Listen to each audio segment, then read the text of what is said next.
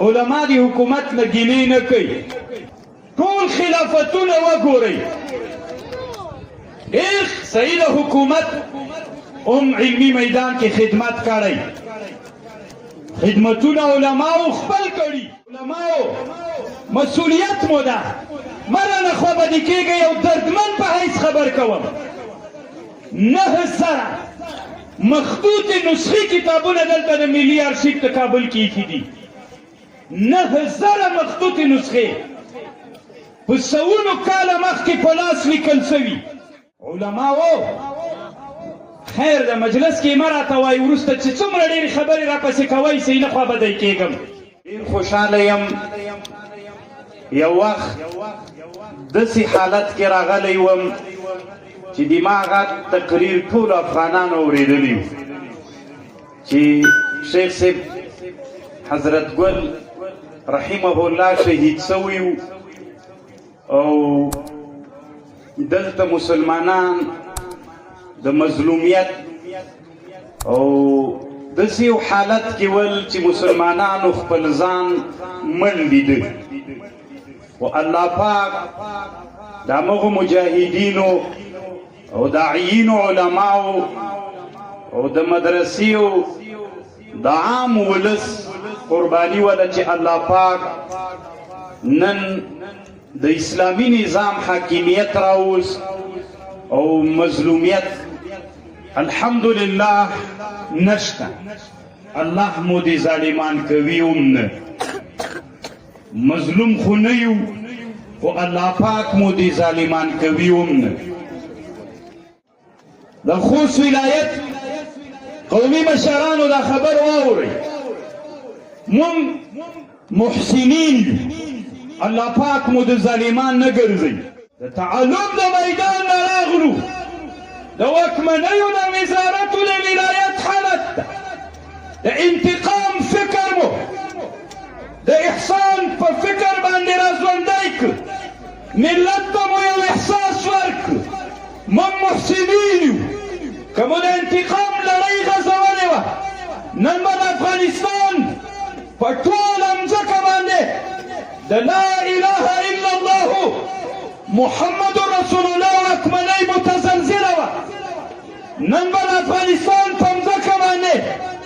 دغه د امن سیوری نه و غوړېدلی خو د احسان په فکر مو ټول د افغانستان ملت ته دا فکر ورک محسنین سئ کاشکې دلته د امارت مشران وایي چې موږ ته یو دوه خبرې د خوست کړې وای څومره بدیانې په احسانونو بدلې سوې په ټول افغانستان کې څومره وسولې دغه احساس په خلکو کې راژوندی سو تاسې د افغانستان د ټولو ولایتونو مطبوعاتي څانګې ګورئ هره ورځ دلته یوه 50 کلنه بدۍ و په احسان بدله سوه هغه احسان نه خلکو فکر واخیست تر ننه پورې څوک چاته د دښمن په سترګه نه ګوري ټول یو افغانان سولو اوس په کار څه شی دي چې موږ د افغان ملت او د ولس سره یې وکړو اوس په کار څه شی دي باید موږ علم راژوندی کړو علم یو کمال ده علم د الله صفت ده یو ورځ موسی علیه السلام وی الله عز وجل ته ویلي چې ته ولې دا دومره ډېر انسانان جهنم ته بیایې او ټول جنت ته بوځه مؤمنان علما د کمال چښتنان جنت ته بیایې ولې هغه خلک چې هغې کې ایمان او علم نه وي هغې ولې جهنم ته بیایې جواب یې ورنه کوي غنم وکړه کله چې غنم وکړ وی د حاصل وخت راغی د حاصل د وخت نه وروسته موسی علیه السلام غنم کور ته ویوړل الله عز وجل ملک ورته راولېږل او پوښتنې ترنه وکړې وي د وښو باندې څه کوي وی دا کور کې سوځوو والله ورته ویلې څنګه غنم دې کور ته ویوړل په عزت کې او دا نو ولې سوځوې ای خو پالتو دي او الله ورته ویلي پالتو خلک زم جهنم ته بیایم تا چې ما نه کوم سوال کړی و د هغې جواب دا ده مجلس کې ګډونوالو علم یو جوهر ده علم داسې یو جوهر ده چې انسان ته قیمت ورکوي غنمو کې چې د حاصل وخت راسي واښه سړی د غوا کوټې ته وړي سوځوي یې تناره کې غواو ته یې ورکوي غنم سړی ډېر عزتمن کېږدي پېښېږي هم نه علما ناست دي غنم چې پراته یا ډوډۍ پرته وي وایي پېښېږئ مه قبر کېږي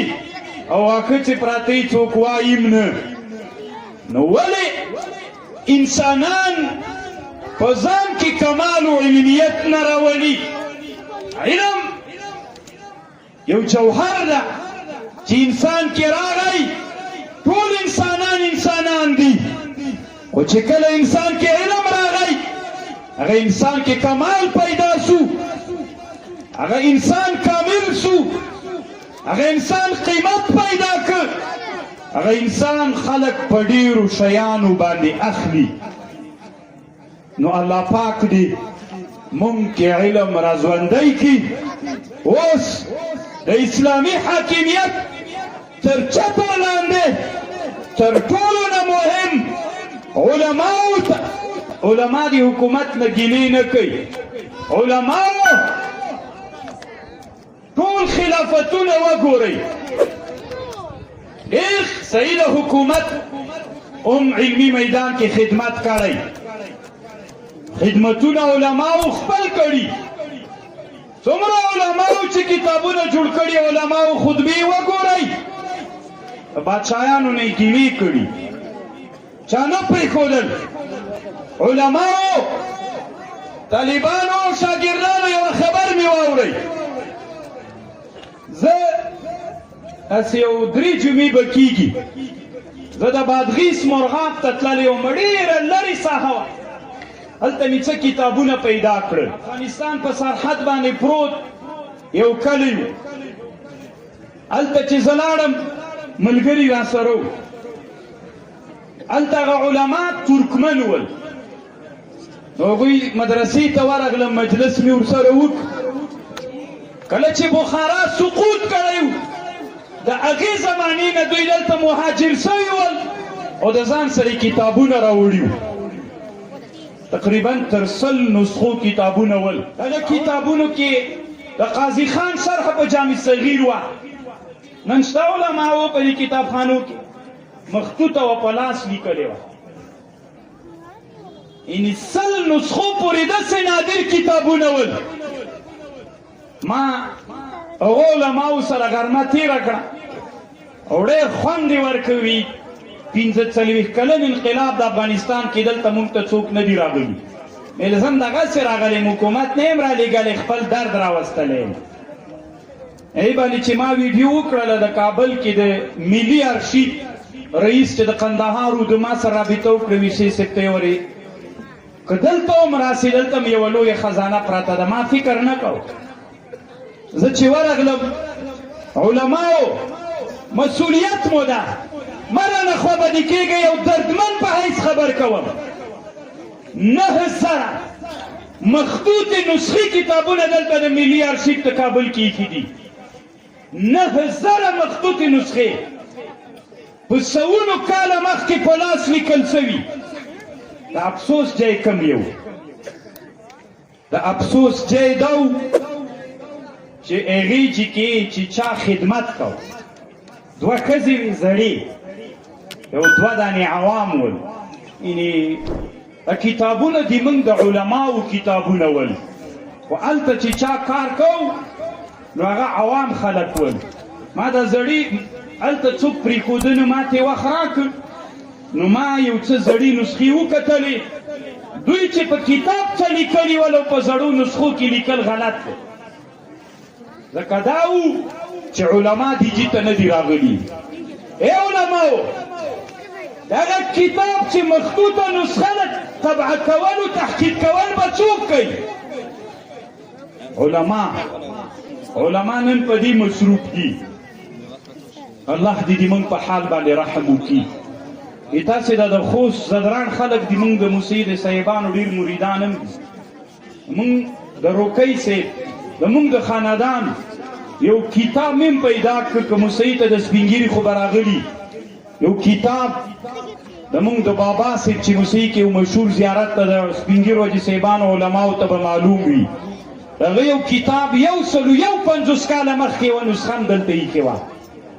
150 کاله مخکې د میر شیر علي خان زمانه کې دا کتاب لیکل سوی و. مې لږ وکتل، د جهاد په اړه جوړ کتاب و. علماو تاسې نه اوس پوښتنه کوم، هغه انوارې باندې لیکلي و دا کتاب دومره درجې مریض ده، دا دومره درجې مریض ده. مریض یې دا معنا که لږ نور وخت پېوځي پاڼې نورې اړول کېږي نه. علماو راته ووایئ، ما فکر نه کوم چې کابل کې دې موږ دومره لویه علمي خزانه ولرو. اوس تحده او چلنج ورکوم، د ټولې اسیا په اندازه هېوادونو کې به دومره لویه علمي خزانه چې موږ لرو څوک یې نه لري. علماو خیر د مجلس کې مه راته وایي وروسته چې څومره ډېرې خبرې راپسې کوئ صحیح نه خوا بدی کېږم، لکه درد مې زړه کېده. اله طالبه زر مې مرید سه، کار خرابېږي که مرید نه سې، علم ته یې ورولېږه. اله طالبه قاضي مبارکه کې ډېر علم پروت ده، که یې ونه وایې 9000 نسخې کتابونه مخطوط پراته دي. دا 9000 نسخې کتابونه که ورځ د قیامت راشي د الله حضور ته د مصنفین په نوم علما وریزه وکړي. ما دې امت ته کتابونه جوړ کړي ول، علوم مې نشر کړي ول، دغه علماو ته زمینه مساعده وه، کم خدمت مو وکړه علماو. یوه د بخاري نسخه وه، هلته د بخاري یوه شرحه وه، یوه نسخه وه. شیخ صاحب محترمه دومره نادره شرحه وه چې ما په خپل عمر کې د دې شرحې نوم نه و اورېدلی. تحفة القاري نومېدله، عربي کې وه، سوونو کاله مخکې لیکل سوې وه، یو جل وه. ما چې وکتله تر کتاب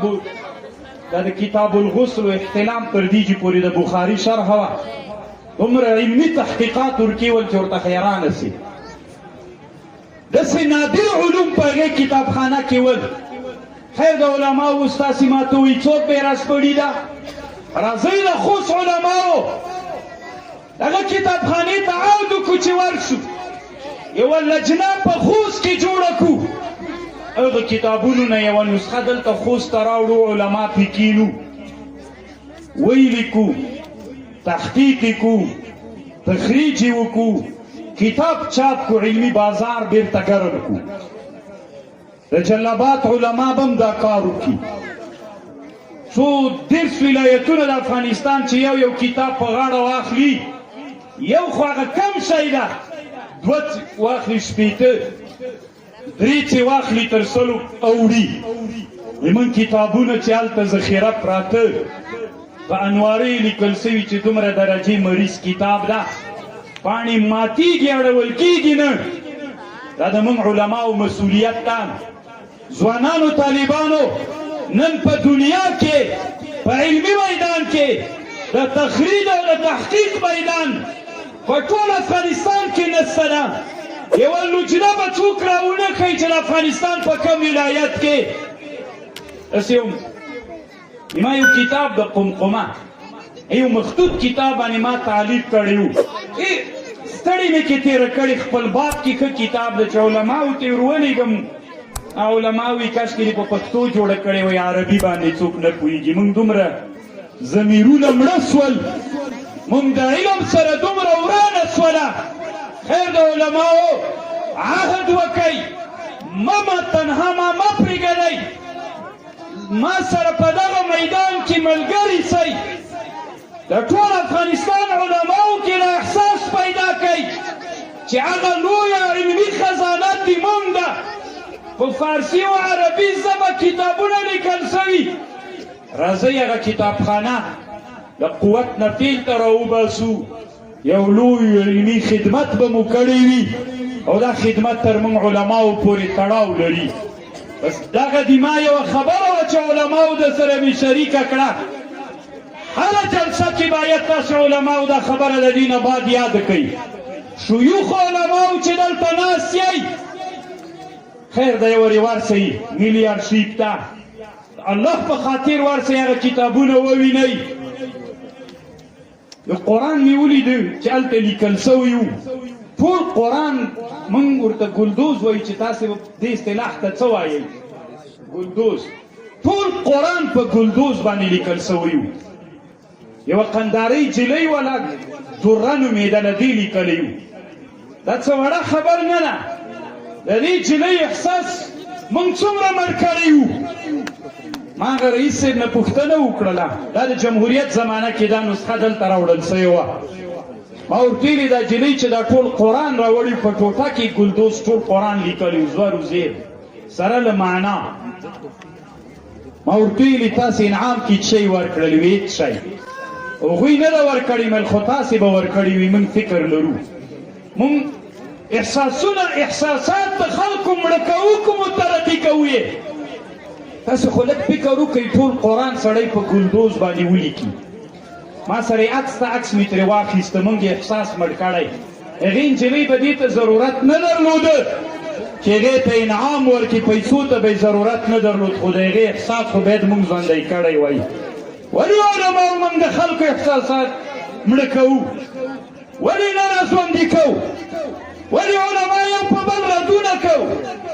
ولې علما دغې ته نه راهڅوو چې علم پرې راژوندی کړو ولې علما خپل مابین کې یو د بل معاونین نه ګرځېږو ولې علماو په مناظرو باندې اخته شولو علماو د جلال الدین الاکبر په زمانه کې د هند لویه واکمني و امپراتوري چې نن نسته هند دومره لویه بادشاهي تېره سوې د مسلمانانو له دهلي نه تر بلخه له دهلي نه تر نیشاپوره له دهلي نه تر مشهده له دهلي نه تر اقیانوس د هنده دا یوه ټوله اسلامي خلافتو نن نسته. تاسې په علت فکر وکړئ علماو د لاسه نشته. دا منم دا نه منم عوامو ته یې شکونه ور واچول. جلال الدین الاکبر جلال الدین ابن همایون ابن بابرشاه هغې ته علماو شکونه ور واچول. که د مناظرې ډېر شوقي په مجلس کې پټ وکړه خلکو ته یې مه میډیایي کوه. خلک وایي اوس موږ د ده مولا ومنو که د ده ومنو شک خلکو ته ورچوې. دین نه خلک مه پرېس کوه دین نه خلک مه منحرف کوه. د اتفاق خبره ملت ته راوباسه. دا اوس د خط نه ایخوا ته یو عالم د تاسې بې خبرې اورئ داسې نادرې خبرې کوي چې د مسلمانانو له اذکارو نه هم زړه تور کړي چې اذکار هېڅ شي نسي کولی. رسول الله داسې نادرې ورته حیرانه بسئ. دا علما نه وي دغسې خلک علما علم تنها منجي نه ده ولې شیطان هم عالم و. الله پاک دې مونږ ته داسې علم نصیب کړي چې منجي علم وي نجات ورکوونکی علم وي. الله پاک دې مونږ نه داسې علما جوړ کړي. متعلمینو د مجلس ملګرو خصوصا دا خبر مې علماو ته د علماو علم راژوندی کوي.